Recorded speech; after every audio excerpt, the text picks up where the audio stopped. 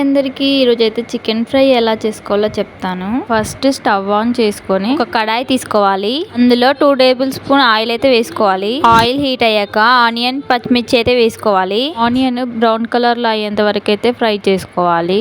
అవి ఫ్రై అయ్యాక జీలకర్ర వేసుకోవాలి. ఆ తర్వాత అల్లం పేస్ట్ వేసుకొని పచ్చి వాసన పోయేంత వరకు ఫ్రై చేసుకోవాలి.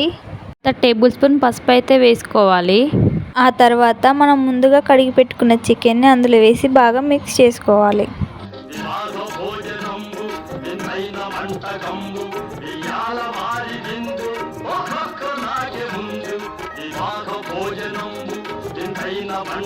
కొంచెం ఉడికిన తర్వాత సాల్ట్ వేసుకొని మిక్స్ చేసుకోవాలి.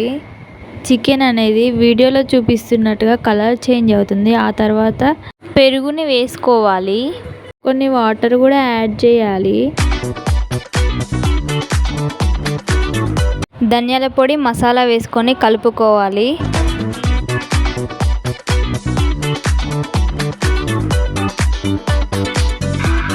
రుచికి తగ్గట్టు కారం వేసుకొని కలుపుకోవాలి.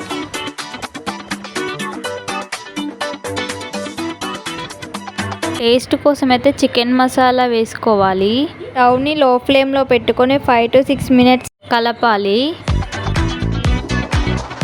వీడియోలో చూపిస్తున్నట్టుగా ఆయిల్ అంతా పైకి తేలుతుంది. 2 నిమిషాలు కలుపుకొని కొత్తిమీర వేసి దించుకోవాలి. అంతే, చికెన్ ఫ్రై రెడీ. నా వీడియో మీకు నచ్చినట్లయితే లైక్ చేయడం మర్చిపోకండి. Please subscribe my channel. Thank you for watching.